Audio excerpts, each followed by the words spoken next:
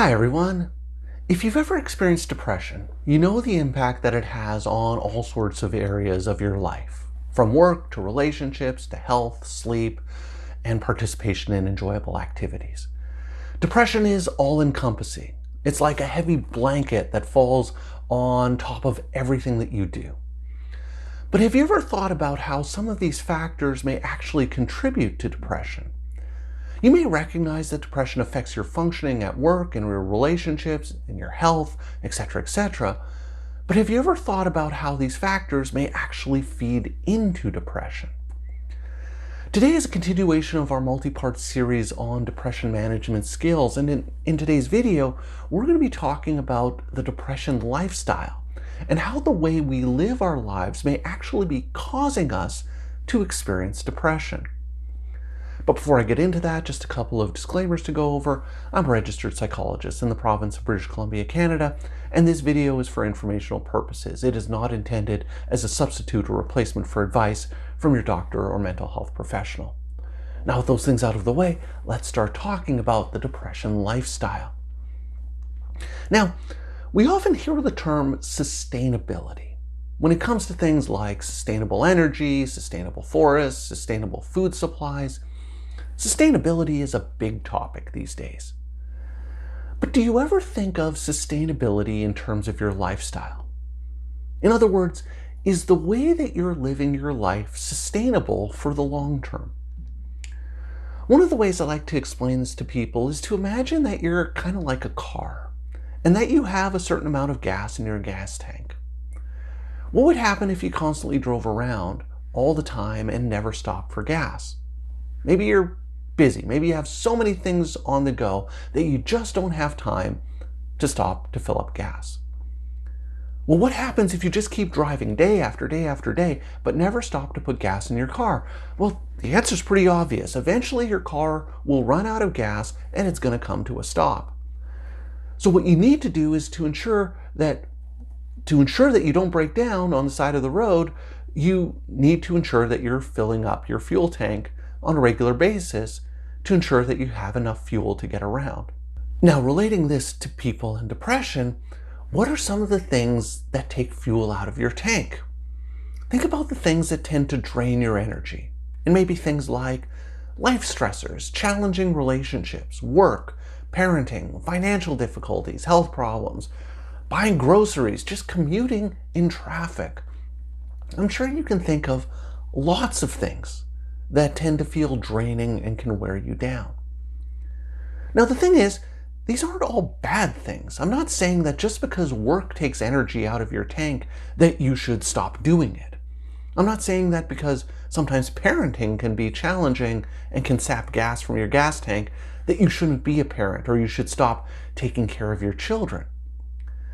We have responsibilities and expectations of ourselves, and that's kind of what the gas in our fuel tank is for. To help us live up to these responsibilities and to make sure that we're going to work, that we're taking care of our kids, that we're mowing the lawn, that we're keeping up with household chores, that we're keeping in touch with family members. So it's important to note that just because something takes energy out of your tank doesn't mean that you need to eliminate that something from your life. What you might want to start thinking about, though, is what are some of the things that are taking fuel out of your tank that aren't necessarily productive or important or responsible? Maybe things like toxic relationships, spreading yourself too thin, trying to do too much, doing things that other people want you to do that you may not necessarily care about. So the point of all of this is to start to think about what are all of the things in my life that take energy out of my fuel tank? Which are important and necessary, and which aren't important, which aren't valuable, and what are some of the things that I might be able to eliminate from my life to prevent some of the drain from my fuel tank? Essentially, what are the ways in which I can increase the efficiency of my car? So, if you think about those things, those are the things that take energy out of your tank. And we often think about these things when we think about depression. My depression started after I began having those difficulties with my boss at work. Some sort of stress or some sort of challenge just saps the fuel and energy out of our tank, and that's what causes our depression. But sometimes there isn't anything identifiable, some readily apparent event or incident that leads a person to start feeling depressed. Sometimes it's just a slow drain that over time people just notice they're feeling more burnt out, more tired, more exhausted, and just generally unhappy with the state of their life. And in situations like this, what I often find is that it's not so much the things that are taking energy out of a person's tank, but it's the fact that the person isn't doing enough to put fuel back into their tank. You see this a lot with mothers who take on all of the responsibility for their family. They're taking care of their kids, they're helping out with their husband, they're helping their parents or in-laws, they're doing more than their share of household chores and responsibilities. But in that process, what ends up happening is that the person stops doing things for themselves.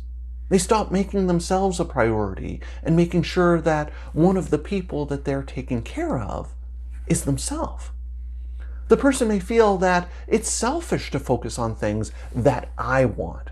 Once everyone else is taken care of, then I can start doing some of the things for me.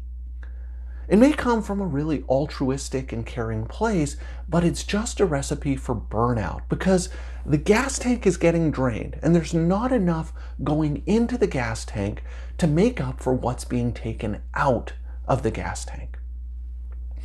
And this is what I call the sustainable lifestyle.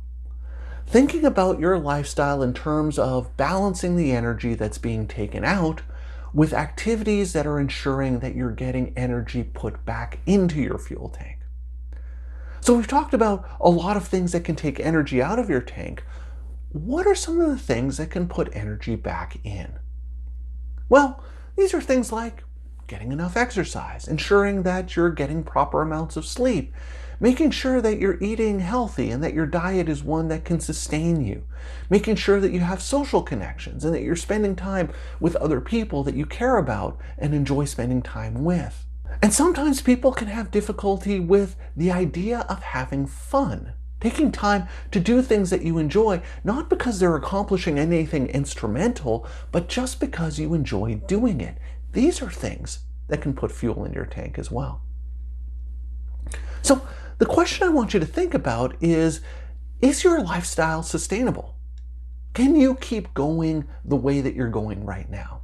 Is the amount of energy that you're expending in your life being made up for by the amount of energy that's being put back into your life?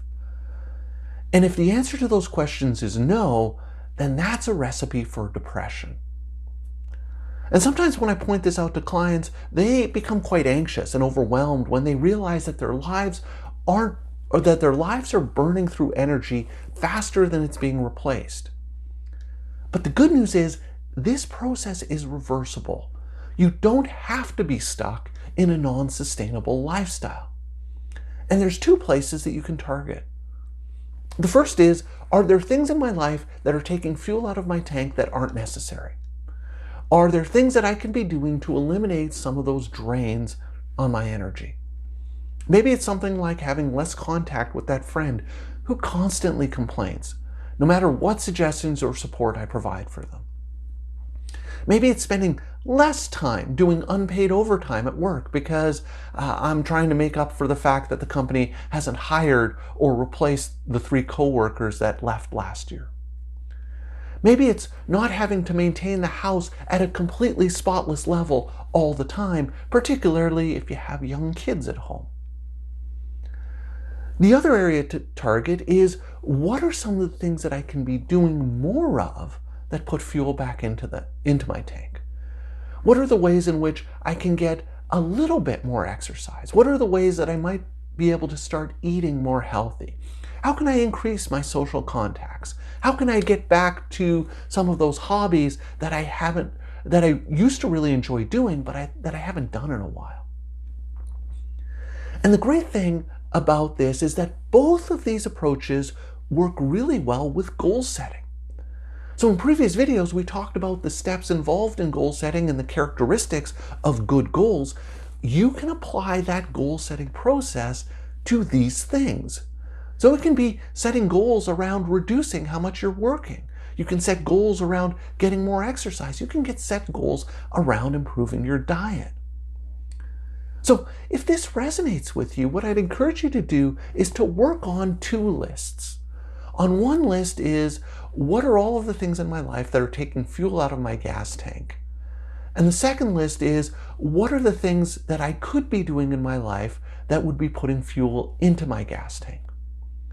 And once you have those two lists, I encourage you to set some goals around increasing your participation in those energy in activities and reducing how much time you spend in those energy out activities.